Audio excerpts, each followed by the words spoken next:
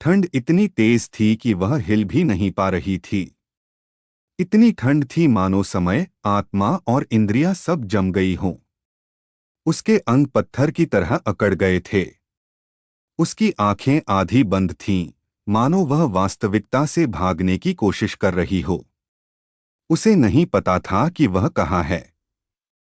उसे यह भी नहीं पता था कि वह होश में है या नहीं। अंधेरे में एक दबी हुई आवाज सुनाई दी। सुंदर हरी आंखों और सुनहरे बालों वाली युवा राजकुमारी सोच रही थी कि यह कैसी आवाज उसके कानों में गूंज रही है। एक बच्चे की आवाज, एक विनती। इससे पहले कि लड़की की इंद्रियां पूरी तरह से सुन्न हो जाएं, उसे एहसास हुआ कि उसके सामने कोई है। राख जैसे बालों वाला एक नकाबपोश लड़का उसके ऊपर आंसू बहा रहा था। लड़का बेबस भाव से उसे पुकार रहा था, लेकिन वह केवल राजकुमार की आंखों की सुंदरता के बारे में सोच पा रही थी। उस नन्हे शैतान का दुख हर गुजरते पल के साथ बढ़ता जा रहा था।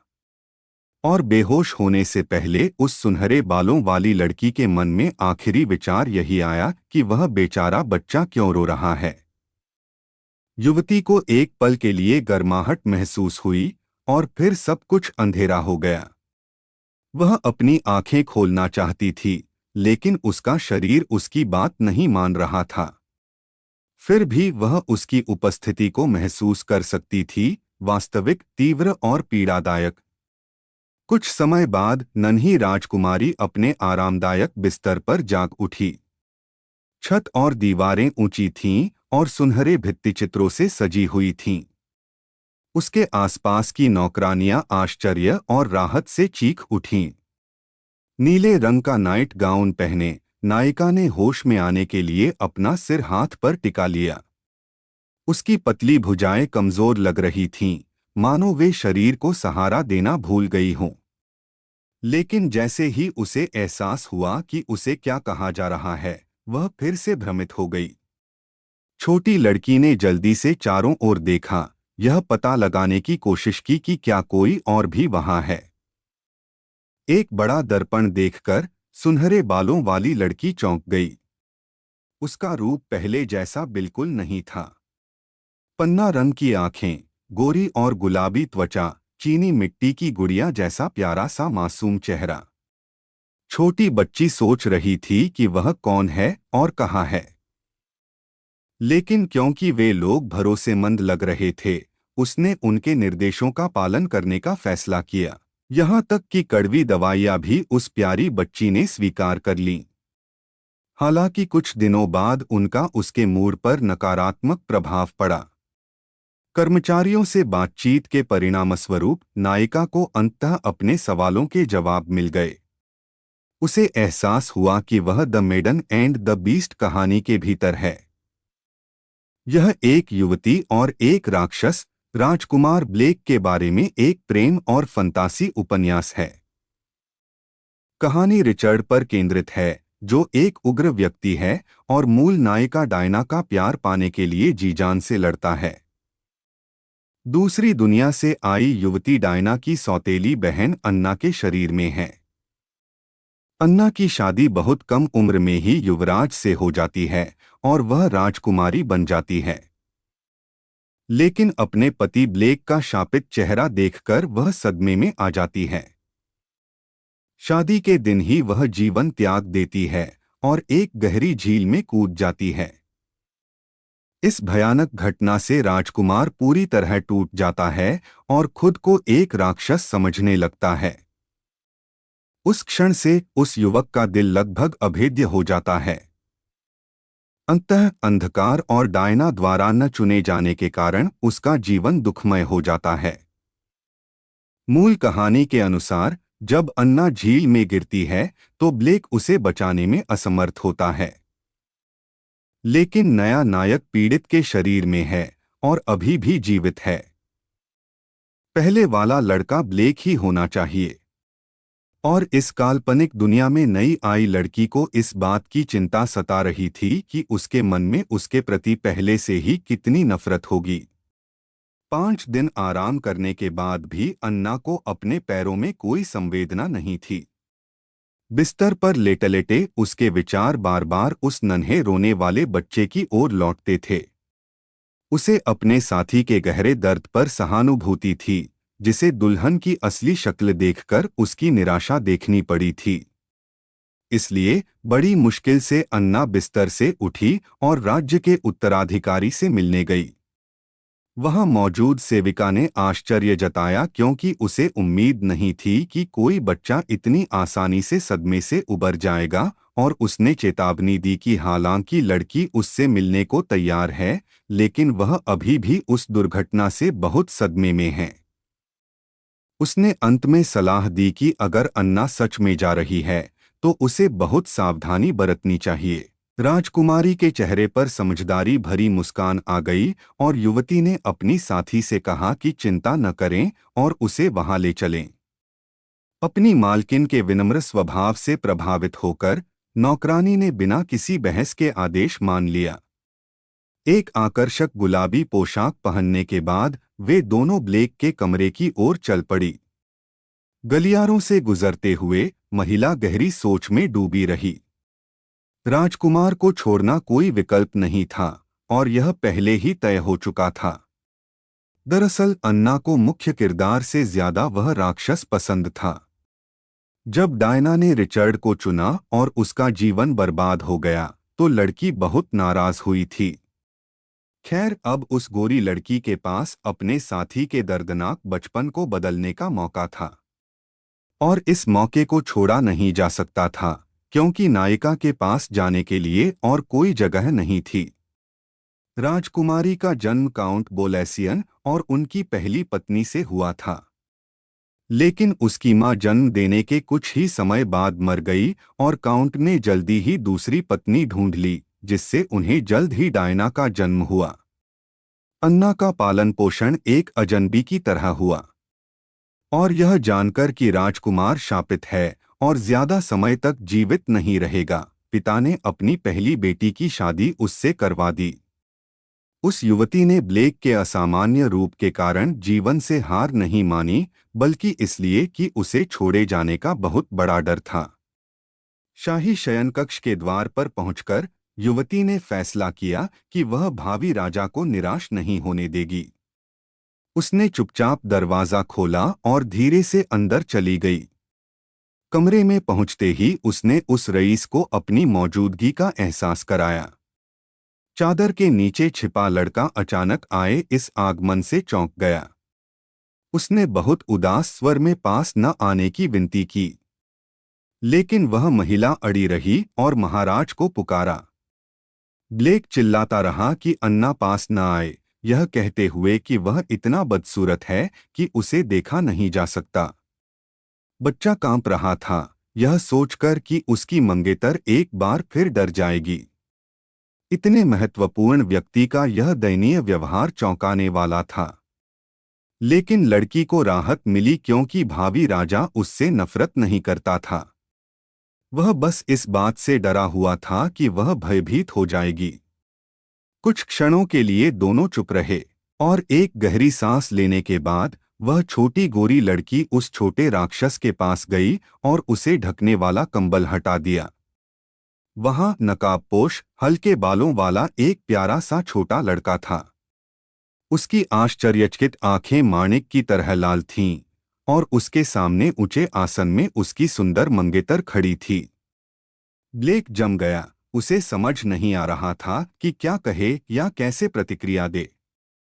शरीर के पूरे बाएं हिस्से पर गहरे निशान होने के बावजूद लड़का सचमुच बहुत सुंदर था। वह और नायिका एक मनमोहक जोड़ी लग रहे थे। जैसे ही नन्हा राजकुमार होश में आया, उसने तकिया पकड़ लिया और हकलाते हुए पूछा कि वह क्या कर रही है। ब्लेक ने तकिया उसके चेहरे पर और जोर से दबाना शुरू कर दिया और चिल्लाकर कहा कि उसकी मंगेतर ने बिना अनुमति के उसका कंबल खींच लिया है। अन्ना चौंक गई, क्योंकि एक वयस्क उपन्यास के मुख्य पात्रों को ऐसी बातें नहीं कहनी चाहिए थीं। उसके सामने खड़ा वह सफेद खरगोश मूल कहानी के गंभीर और समर्पित राजकुमार से बिल्कुल भी मिलता जुलता नहीं था। फिर भी इस उलझन को सुलझाना जरूरी था। इसलिए वह अपने दुखी साथी के पास गई और उसके कोमल गालों को सहलाया। फिर उसने श्राप के निशानों को छुपाने वाला मुखौटा हटा दिया, जिससे उसके पति का पूरा चेहरा सामने आ गया। यह सब इतनी तेजी से हुआ कि वह मुश्किल से बोल पाया। उसके पास बस इतना ही समय था कि वह उससे विनती करे कि वह उसे न देखे, लेकिन अन्ना ने आगे बढ़कर दृढ़ता से कहा कि युवराज सुंदर है। इससे उसके पीले पड़े छोटे चेहरे पर आखिरकार थोड़ी रौनक आ गई। एना ने बताया कि उसने महाराज जैसा सुंदर व्यक्ति पहले कभी नहीं देखा था। फिर कोमल भाव से उसने हल्की सी मुस्कान दी। ब्लेक अपनी भावनाओं को समझने की कोशिश कर रहा था, जो अब अचानक उमड़ पड़ी थीं। ये खोखले शब्द नहीं थे, ये सच थे। हालांकि उसके चेहरे का कुछ हिस्सा श्राप से काला हो गया था, फिर भी उसकी आंखें बड़ी और चमकीली थीं। उम्र के बावजूद उसके चेहरे की बनावट पहले से ही स्पष्ट थी। उसकी नाक, मुंह और यहाँ तक कि उसका तीखा जबड़ा भी। जो भी ध्यान से देखता वह जान जाता कि उसका चेहरा सचमुच सुंदर है। इतना ही नहीं, डायना से मिलने पर श्राप भी हट जाएगा।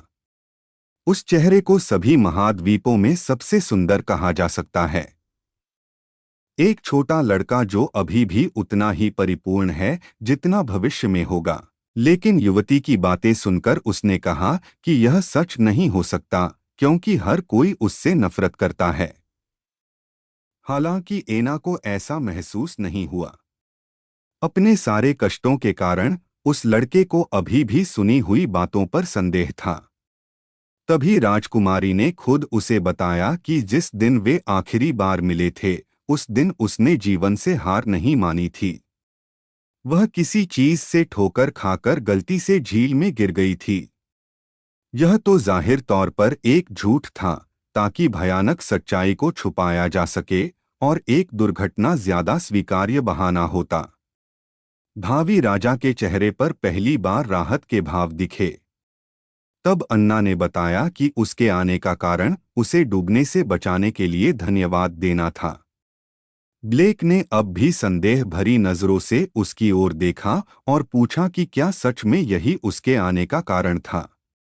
नायिका ने कहा, हाँ, क्योंकि जाहिर है कि वह उसके द्वारा बचाए जाने के लिए आभारी होगी। उसी क्षण राजकुमार की लाल आंखों में आंसू भर आए। फिर वह रोने लगा और उसकी हालत इतनी दयनीय थी कि वह सिसक रहा था। ब्लेक को लगा कि उसकी वजह से वह लगभग अपनी जान गंवा बैठी थी। लेकिन अन्ना ने एक बार फिर अपनी बात दोहराई और कहा कि वह बहुत भाग्यशाली है कि उसने इतने अद्भुत व्यक्ति से शादी की है। लड़का कमरे में अकेला बैठा था क्योंकि उसे लगा था कि गोरी लड़की उसे इस दुर्घटना के लिए दोषी ठहराएगी। इसलिए यह जानकर उसे राहत मिली कि ऐसा नहीं था। नायिका उदास हो गई क्योंकि छोटे राजकुमार को उन 5 दिनों के दौरान इतना बोझ सहना पड़ा जब वह बेहोश थी। इसलिए उसने तुरंत लड़के के कंधे पर हाथ रखकर उसे दिलासा दिया। फिर उसने उसे गले लगाया और कहा कि वह उसे पसंद करती है और उसे चिंता न करने के लिए कहा। लोग आमतौर पर मानते हैं कि बच्चों का प्यार हमेशा पवित्र होता है, और इस पल ने इस विश्वास को और मजबूत किया। फिर उस छोटे लड़के ने भी उसे गले लगाया और कहा कि उसके भी वही भाव हैं। हालांकि अन्ना को ब्लेक पर विश्वास नहीं हुआ, जो उपन्यास में डायना का पक्षधर था। सम्राट यह जानते हुए कि वह उसे पसंद करता है, ने काउंट वैलेटियन के साथ उसकी शादी तय कर दी। और जाहिर है, काउंट की पहली प्रतिक्रिया अपनी सबसे छोटी बेटी की रक्षा करना और सबसे बड़ी बेटी को भेजना थी। अब झूठ के बावजूद कम से कम नई नायिका को यही लगा, उसे कुछ राहत महसूस हुई, और अचानक उसने अपने पति से पूछा कि क्या वे साथ में आराम कर सकते हैं। ब्लेक चौंक गया और उसका चेहरा लाल हो गया। धीरे धीरे वह पीछे हट गया और अपने घुटनों को पकड़ लिया। वह एक बार फिर सुन्न पड़ गया और घबराहट से उसका मुंह कांपने लगा। तभी लड़की को एहसास हुआ कि इस सुझाव का गलत अर्थ निकाला जा सकता है और उसे असहजता भी महसूस हुई। हालांकि यह प्रस्ताव लड़के की मदद के लिए ही दिया गया था। बाटियन परिवार के पास प्रकाश की शक्ति थी। इसी शक्ति के कारण मूल कहानी में डायना ने ब्लेक के श्राप को दूर किया था। अन्ना के पास भी यह क्षमता थी, लेकिन बहुत कम मात्रा में डायना की शक्ति के मुकाबले। इसके अलावा ब्लेक के श्राप का असर सिर्फ उसके रूप पर ही नहीं पड़ा था। उसे लगातार दर्द भी होता था, और ठंड जितनी बढ़ती दर्द उतना ही बढ़ जाता। दूल्हे ने उसे बचाने के लिए बर्फीले पानी में छलांग लगाई थी, इसलिए उसे बहुत दर्द हुआ होगा। लेकिन वह अपनी भावनाओं को स्वीकार करने वाला व्यक्ति नहीं था। 19+ रेटिंग वाले उपन्यास के अनुसार प्रकाश की शक्ति का उपयोग करने के लिए शारीरिक संपर्क आवश्यक है। इसके बजाय हाथ पकड़कर साथ साथ सोना सबसे अच्छा विकल्प होता, लेकिन ब्लेक के हाव भाव ने उसे ऐसा महसूस कराया जैसे उसने बहुत बड़ी गलती कर दी हो। अन्ना ने तब महाराज से विनती की कि वे उसे गलत न समझें। चूंकि उनकी शादी हो चुकी थी, इसलिए साथ सोना स्वाभाविक था। इसमें शर्मिंदा होने की कोई बात नहीं थी। हालांकि ब्लेक कांप उठा और अपना चेहरा तकिए में छिपा लिया। वह अब भी शर्मिंदा था। नायिका सोच रही थी कि मूल कहानी का उग्र ब्लेक कहाँ चला गया। एक डरावने आदमी की जगह उसके सामने एक प्यारा बच्चा बैठा था। मानव विकास वाकई रहस्यमय है, क्योंकि यह छोटा सा खरगोश 10 साल में एक क्रूर आदमी बन जाएगा। यौवन चमत्कार कर सकता है।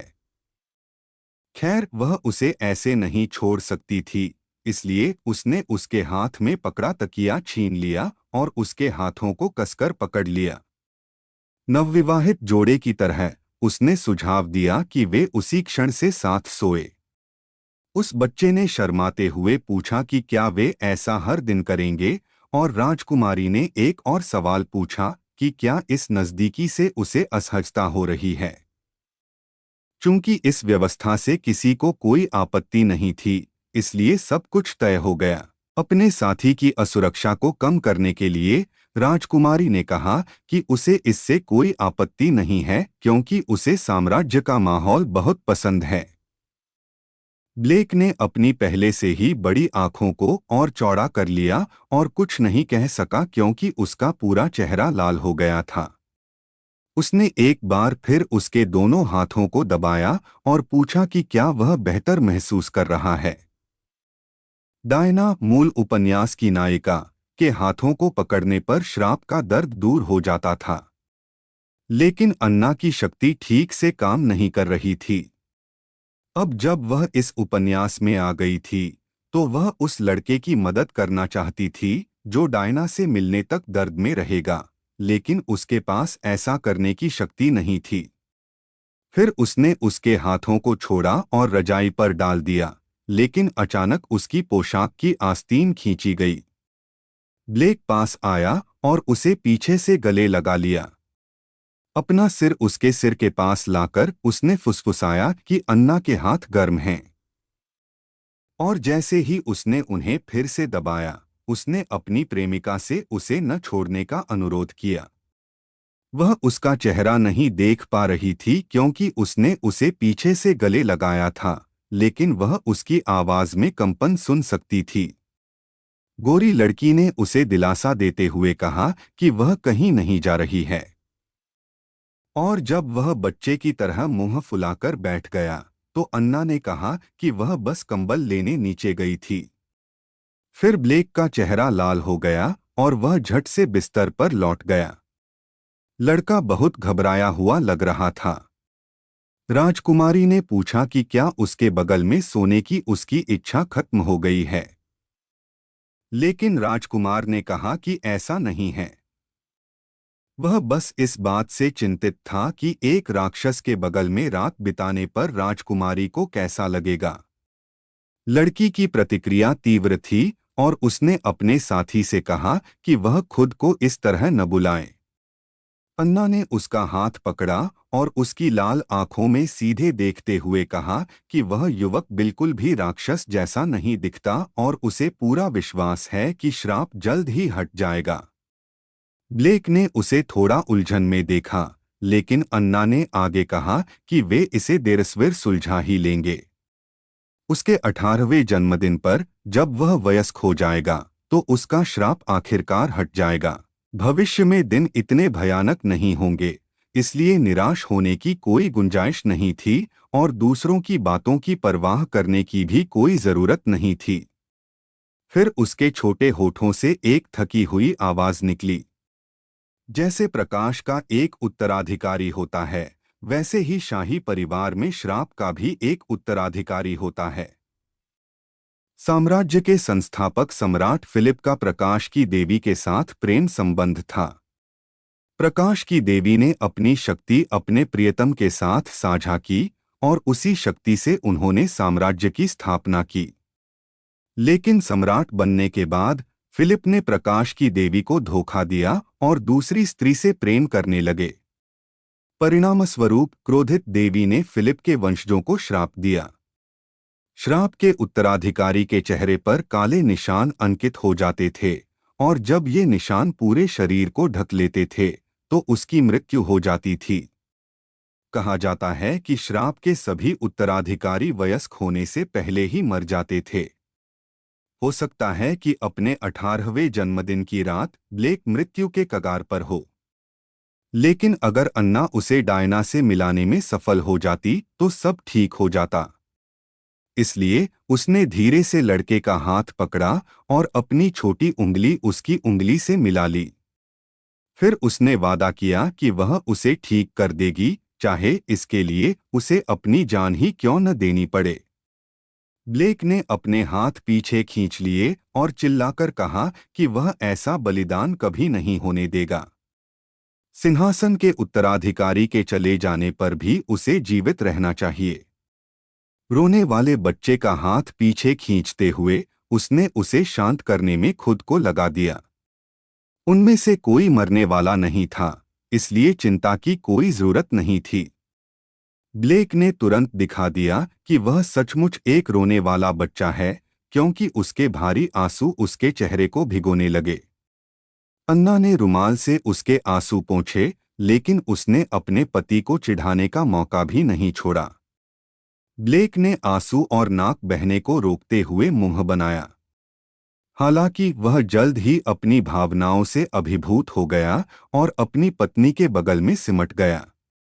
गोरी अन्ना ने उसे अपनी बाहों में भर लिया और उसके स्पर्श से वह तुरंत शांत हो गया। आंसू रुक गए, बस उसके चेहरे पर गीली धारियां रह गईं। फिर उसकी पलकें धीरे धीरे भारी हो गईं और वह सो गया। अन्ना ने उसे तब तक गले लगाया जब तक कि वे एक ही बिस्तर पर सो नहीं गए। जब सूरज निकला और खिड़की के शीशों से सूरज की किरणें अंदर आईं तो अन्ना जाग उठी। उसने कुछ अस्पष्ट बुदबुदाते हुए धीरे धीरे अपनी आंखें खोलीं। फिर अपनी हरी आंखें खोलकर उसने देखा कि उसके सामने कौन था। बर्फ जैसे सफेद बालों और सुंदर, साफ लेकिन दागदार त्वचा वाला एक शांत छोटा बच्चा। वह सोच रही थी कि क्या उसने पूरी रात उसका हाथ थामे रखा था और उसे यह बहुत प्यारा लगा। फिर उसने उसके सुंदर रेशमी बालों को सहलाया और उस मनमोहक दृश्य की प्रशंसा की। स्नेह के इस प्रदर्शन ने उस छोटे लड़के को अपनी माणिक जैसी लाल आंखें खोलने पर मजबूर कर दिया। उम्मीद के विपरीत उसने एक शरारती मुस्कान बिखेरी। फिर उसने ऐसी मुस्कान का कारण पूछा और उसने जवाब दिया कि उसे अच्छा लग रहा था। वह अन्ना को बहुत पसंद करता था और इस बात से बहुत खुश था कि उसने पूरी रात उसके साथ बिताई थी। इससे अन्ना ने अपने होंठ बंद कर लिए और थोड़ा शर्मा गई। राजकुमारी ने मन ही मन तय किया कि वह काम करती रहेगी और खुद को समर्पित करती रहेगी ताकि वह मुस्कुराता रहे। इस प्रकार वह कुछ दिनों तक ब्लेक के साथ रही। उसके साथ इतना समय बिताने के बाद उसने देखा कि वह बहुत कम ही अपने कमरे से बाहर निकलता था, जब तक कि जरूरी न हो। वह अपने कमरे में ही खाता और पढ़ता था। इसके अलावा अन्ना ने अपने पति के साथ हर दिन खाना खाते समय एक और अजीब बात देखी। सब्जियां, सब्जियां और ढेर सारी सब्जियां। लगातार तीसरे दिन नाश्ता, दोपहर का भोजन और रात का खाना। यह खरगोशों का भोज था, मनुष्यों का नहीं। भोजन का मेनू भी हमेशा एक जैसा ही रहता था। व्यावहारिक रूप से कुछ भी नहीं बदलता था, यहाँ तक कि सूप भी पिछले दिन जैसा ही होता था।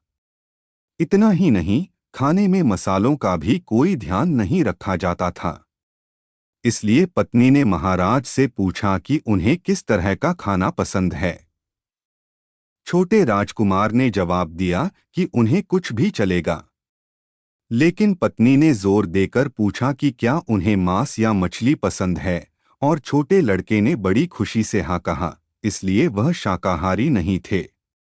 इसके अलावा कोई विशेष भोजन नहीं था जिसके बारे में सावधान रहने की जरूरत हो, क्योंकि लड़के को कोई एलर्जी नहीं थी।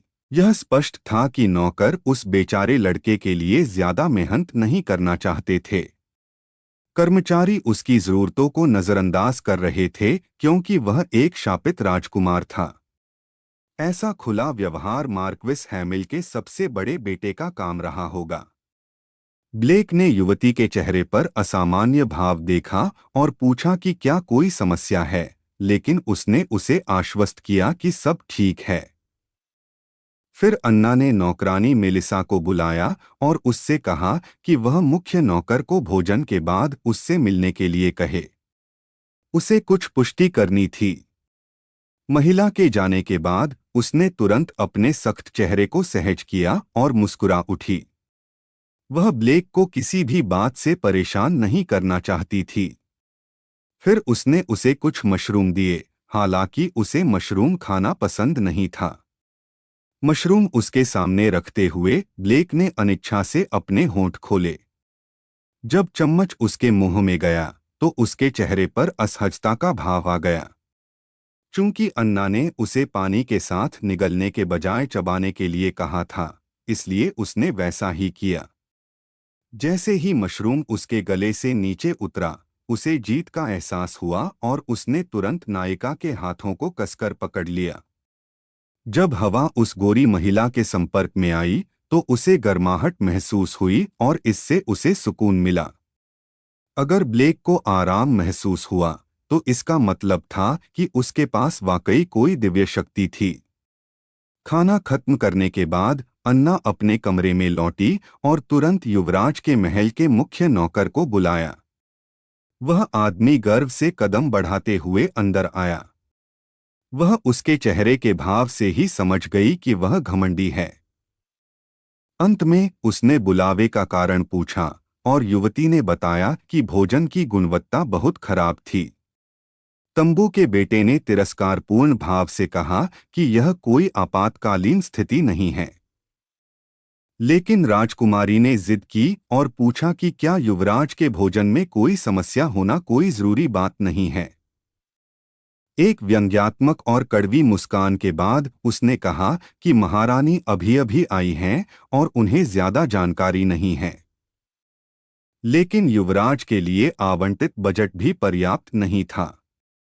वह दुष्ट प्राणी महाराज पर दोष मढ़ने लगा। उसने जरा भी पश्चाताप के बिना बड़ी चतुराई से झूठ बोला। वह जगह इतनी आलीशान तो नहीं थी कि उसे विलासितापूर्ण कहा जा सके, लेकिन इतनी सुनसान भी नहीं थी कि कभी कभार मांस की गंध न आए। इसलिए युवती ने आंखें बंद कर लीं और कहा कि वह स्थिति समझ गई है। यह सोचकर कि उसने उसे मना लिया है, गद्दार ने कहा कि वह लड़की की समझदारी से खुश है, लेकिन अंत में उसने कहा कि वह उसे जाने देगी। वह आदमी बुरी तरह चौंक गया। गद्दार का घमंडी चेहरा बिगड़ गया।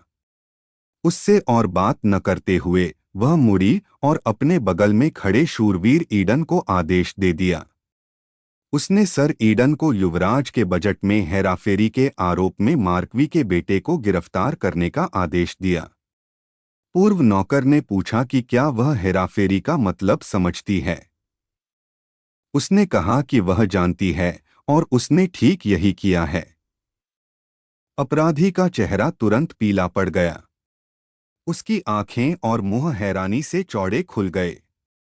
और जब ईडन उसे घसीटकर बाहर ले गया तो वह गुस्से से चीख उठा। उसने तुरंत रिहा किए जाने की गुहार लगाई और दावा किया कि वह मार्कवी हैमल्स परिवार का वारिस है। उसने कहा कि नाइट को ऐसा करने का पछतावा होगा और उसे उसका हाथ छोड़ देना चाहिए। उसे शायद बचपन से ही यह सिखाया गया होगा कि वह अपने वंश के कारण सबसे श्रेष्ठ है। ईडन ने उसकी बातों पर ध्यान नहीं दिया और उसे तुरंत बाहर घसीट लिया। जब मुख्य नौकर को अचानक ले जाया गया तो युवराज के महल में अफरा तफरी मच गई। लेकिन माहौल को शांत करने के बजाय राजकुमारी ने अपने प्रयास तेज कर दिए और महल से लोगों के एक और समूह को बर्खास्त कर दिया। जब ब्लेक को युवराज के पद से हटा दिया गया तो उसके अधिकांश चाहने वालों ने उसका साथ छोड़ दिया और मुख्य पात्र रिचर्ड का पक्ष लिया। भविष्य के गद्दारों को अपने पास रखने की कोई जरूरत नहीं थी। अन्ना ने उन सभी को निकाल दिया जो ब्लेक से नफरत करते थे, बेवफा थे या जिन्होंने मूल कहानी में उसके साथ विश्वासघात किया था। गोरी लड़की को चेतावनी दी गई कि सभी नौकरानियों और दासियों को सम्राट ने स्वयं चुना है और दासी मेलिसा को अपनी मालकिन के परिणामों की चिंता सता रही थी। मूल कहानी में वह अंत तक अपने स्वामी के प्रति वफादार रही थी। दासी ने तुरंत और बिना किसी चिंता के जवाब दिया कि सब ठीक है। सम्राट उसे दोष नहीं देंगे। उसे इस बात का पूरा भरोसा था। फिर दासी ने पूछा कि वह अपना भोजन कैसे खाना चाहेंगी। राजकुमारी ने कहा कि वह उस दिन स्वयं व्यंजन तैयार करेंगी, जिससे उसकी दासी असमंजस में पड़ गई। फिर वह मेलिसा के साथ भंडारगृह में गई। उस जगह पर कई तरह की पौष्टिक सामग्रियां थीं, जिनमें मिसो और लाल मिर्च का पेस्ट जैसी पूर्वी सामग्रियां भी शामिल थीं। वहां न केवल कई तरह के मसाले थे, बल्कि हर तरह का भंडारित भोजन भी था। अन्ना को यह याद करके गुस्सा आ गया कि उस क्षण तक उत्तराधिकारी का आहार कितना खराब था। फिर उसने अपनी आस्तीनें ऊपर चढ़ाई और खाना बनाना शुरू कर दिया। खाना तैयार करने के बाद मास्टर शेफ ने ब्लेक को भोजन कक्ष में बुलाया। जैसे ही वह कुर्सी पर बैठा, अन्ना ने उसे सोयाबीन पेस्ट का स्टू, चावल और डोंगले परोसा। उसने कोई खास व्यंजन नहीं बनाया था क्योंकि उसे केवल बुनियादी रेसिपी ही आती थी। वैसे भी कोरियाई सोयाबीन पेस्ट स्टू जैसा सही स्वाद पाना एक चुनौती थी, लेकिन इन सब बातों से कोई फर्क नहीं पड़ता था क्योंकि मायने तो मेहनत का था। ब्लेक ने पूछा कि यह सब क्या है और अन्ना ने जवाब दिया कि यह पूर्वी व्यंजन है। लड़की ने कहा कि उसने एक किताब में रेसिपी पढ़ी थी और खुद बनाने की कोशिश की थी। राजकुमार अपनी पत्नी की आत्मनिर्भरता से प्रभावित हुआ। ब्लेक उत्सुकता भरी नजरों से कुर्सी पर बैठा और व्यंजन को देखकर शिली ने पूछा कि इसे कैसे खाएं। अन्ना हंस पड़ी और उसे याद आया कि यह सब उसके लिए बिल्कुल नया था। इसलिए उसने उसे एक प्यारी सी मुस्कान दी और उसे खाना खिलाया। महाराज ने खाना चबाया और फिर मुस्कुराए। खाना स्वादिष्ट था। हालांकि यह कोरियाई स्टू से हल्का था, फिर भी वह चिंतित थी क्योंकि इसका स्वाद उस दुनिया के मानकों की तुलना में बहुत ही अनोखा था। हालांकि ऐसा लग रहा था कि नन्हे राजकुमार को यह पसंद आ गया। उस क्षण ब्लेक की आंखें हीरे की तरह चमक उठीं और उसने कहा कि यह अब तक का सबसे स्वादिष्ट भोजन था जो उसने चखा था। इसलिए उसने वादा किया कि वह ऐसे व्यंजन अक्सर बनाएगी। ब्लेक को इतनी खुशी से खाते देख अन्ना को बहुत शांति मिली। शायद माता पिता को भी ऐसा ही महसूस होता होगा जब वे अपने बच्चों को खुशी से खाते देखते हैं। और नायिका ने उसे खुश रखने के लिए हर संभव प्रयास करने का निश्चय किया। वह उसके साथ तब तक रहेगी जब तक वह वयस्क नहीं हो जाता और उसे उसकी संगति की आवश्यकता नहीं रह जाती। वह ब्लेक को स्वयं बचाना चाहती थी, लेकिन श्राप को समाप्त करने का कोई उपाय नहीं था। वह केवल डायना से मिलने तक उसकी रक्षा कर सकती थी। चूंकि the lady and the beast 19 वर्ष और उससे अधिक आयु के पाठकों के लिए एक उपन्यास था, इसलिए कहानी मुख्य पात्रों के वयस्क होने के क्षण से शुरू होती है। उनके बचपन के बारे में बहुत अधिक जानकारी नहीं दी गई है। फिर भी लेखक ने पात्रों का संक्षिप्त विवरण दिया है। ब्लेक ने बचपन में 3 बड़ी त्रासदियों का सामना किया। पहली त्रासदी थी प्रकाश की देवी के श्राप का उत्तराधिकारी बनना। दूसरी थी शादी के दिन अन्ना को खोना। और आखिरी थी उसके पिता सम्राट तेओतिस्ट की मृत्यु। सम्राट की मृत्यु के बाद ड्यूक कैसिल, ब्लेक के चाचा और रिचर्ड के पिता, नए शासक बने। उन्होंने ब्लेक को युवराज के पद से हटा दिया और असहाय लड़के ने अपना बचपन किसी दक्षिणी द्वीप पर निर्वासन में दुखतकलीफों में बिताया। अब ब्लेक श्राप का उत्तराधिकारी बन चुका था। यह सब नायक के शरीर में आने से पहले ही हो चुका था। लेकिन उसके पिता सम्राट तेओतिस्ट का अंत अभी आना बाकी था। वह इस स्थिति को रोक सकती थी। उसे बस कोशिश करनी थी। युवराज की शादी की रस्म खत्म होते ही सम्राट अराजकता की घाटी के लिए रवाना हो गए। इसलिए उन्हें बस उनके लौटने का इंतजार करना था। ब्लेक को कोरियाई खाना बहुत पसंद था। वह सिर्फ इसलिए स्वादिष्ट नहीं कह रहा था क्योंकि उसने बनाया था। यह सचमुच उसके स्वाद के अनुरूप था। छोटा लड़का पेट भरकर खाता था, इसलिए उसे भी खाना बनाने में मजा आता था। इस तरह उसकी महत्वाकांक्षाएं और भी बढ़ गईं और वह एक पूरा भोजन बनाना चाहती थी। उसने भट्टी और कड़ाही बनाने का फैसला किया। उस समय उपलब्ध बर्तनों से कोरियाई खाना बनाना सीमित था। उसने कड़ाही बनाने की योजना मन ही मन बना ली थी। वह कड़ाही का चित्र बनाएगी और लोहार के साथ मिलकर प्रोटोटाइप बनाते समय डिजाइन में बदलाव करेगी। अगर कोई उससे पूछे कि कड़ाही क्या है और उसे यह विचार कैसे आया, तो वह बस इतना कह देगी कि उसने इसे पूर्वी व्यंजनों की किसी किताब में देखा था। अन्ना ने मन बना लिया और अपनी भावी रचना को स्थापित करने के लिए महल में जगह ढूंढने लगी। जब वह एक कोने में खड़ी होकर उसका मूल्यांकन कर रही थी, तभी कोई उसके पीछे आया और पूछा कि वह गोरी लड़की क्या कर रही है। तब वह बहुत आश्चर्यचकित होकर पीछे मुड़ी, जिससे उस काले बालों वाले युवक ने हाथ बढ़ाकर माफी मांगी। उसका इरादा उसे डराने का नहीं था। वह अभी जवान था, लेकिन लंबा और सुगठित था। उसका चेहरा तीक्ष्ण और सुस्पष्ट था और उसकी घनी काली भौहें और थोड़ी कोणीय ठुड्डी थी। रहस्यमय और सुंदर ब्लेक के विपरीत वह एक उग्र और तीव्र चेहरे वाला लड़का था। हालांकि उसकी लाल आंखें अहंकार से भरी थीं। नायिका को सहज ही समझ आ गया कि वह कौन है। काले बाल, लाल आंखें और गर्दन पर एक निशान।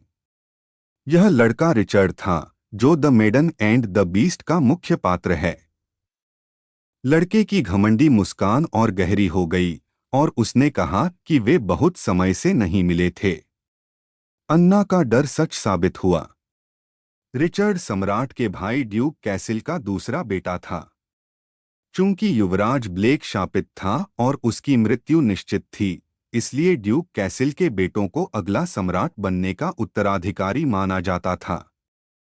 हालांकि रिचर्ड सिंहासन पर बैठने के योग्य नहीं था। आखिर उसकी मां एक साधारण दासी थी। साम्राज्य नाजायज बच्चों के साथ ज्यादा भेदभाव नहीं करता था, लेकिन अगर वे दासों के बच्चे हों तो मामला अलग था। इसके अलावा लड़के के बाल चांदी जैसे नहीं थे, जो शाही परिवार की पहचान है। सम्राट तेओतिस्ट की मृत्यु के बाद उनके छोटे भाई अर्नोल्ड कैसिल ने युवराज ब्लेक को पदच्युत कर सिंहासन पर आसीन हुए। उस समय रिचर्ड का योगदान सबसे अधिक था। वह ड्यूक के 3 पुत्रों में सर्वश्रेष्ठ था, लेकिन अपनी मातृवंश के कारण उसे पहचान नहीं मिली। सम्राट बनने की महत्वाकांक्षा से प्रेरित होकर उसने अपने शत्रुओं को एक एक करके कुचल दिया और अंततः सर्वोच्च पद पर आसीन हुआ। उपन्यास के अंत में उसने ब्लेक से पूरी तरह छुटकारा पाने के लिए डायना का इस्तेमाल किया। इस बार अन्ना इन घटनाओं को होने से रोकेगी। सम्राट टियोटिस्ट की असमय मृत्यु नहीं होगी, न ही ब्लेक को सिंहासन से हटाया जाएगा। छोटा लड़का अपनी स्थिति से प्रसन्न था। यदि श्राप हट जाता तो वह बिना किसी समस्या के अगला सम्राट बन जाता। रिचर्ड के हस्तक्षेप की कोई गुंजाइश नहीं रहती। राजकुमारी ने तब पूछा कि वह युवा स्वामी के लिए क्या कर सकती है। लेकिन पुरुष नायक उससे मिलने क्यों आया था? ड्यूक का पुत्र एक धूर्त व्यक्ति था। वह ऐसा कुछ भी नहीं करता जिससे उसे लाभ न हो। इसलिए मूल उपन्यास में वह डायना के पास गया क्योंकि उसे लगा कि ब्लेक के श्राप को हटाने के कारण वह बहुत मूल्यवान है। हालांकि अंततः उसे नायिका के प्रति अपने सच्चे प्रेम का एहसास हो गया, लेकिन एक प्रेम उपन्यास होने के नाते उसके जैसे चरित्रहीन व्यक्ति को एक परित्यक्त राजकुमार की पत्नी में कोई रुचि नहीं होती। उसके अनुसार अन्ना ने शादी के तुरंत बाद बहुत हंगामा किया था। उसने सुना था कि उसने महल के कई नौकरों को निकाल दिया था। फिर उसे सब समझ आ गया। जाहिर है लड़के ने राजकुमारी द्वारा निकाले गए नौकरों के बीच एक जासूस बिठा दिया होगा। इसलिए युवती ने उससे अपनी बात जारी रखने को कहा। रिचर्ड ने कहा कि उसने जल्दबाजी में काम किया था, इसलिए अपने स्वभाव के विपरीत वह ऐसे बोल रहा था मानो वह उसे अच्छी तरह जानता हो। इसलिए रिचर्ड और अन्ना के बीच कोई संपर्क जरूर रहा होगा। लड़का लड़की की गलतियों को बताता रहा। उसने कहा कि मार्कवी हैमिल के परिवार को सम्राट का भरोसा प्राप्त था। उसने दावा किया कि वर्तमान मुखिया के सबसे बड़े बेटे को कैद करना उसकी बहुत बड़ी गुस्ताखी थी। महाराज ने स्वयं अन्य सभी दूल्हों को चुना था। उन्हें यूं ही निकाल देना उचित नहीं था। बेशक काले बालों वाले लड़के की यही सोच थी।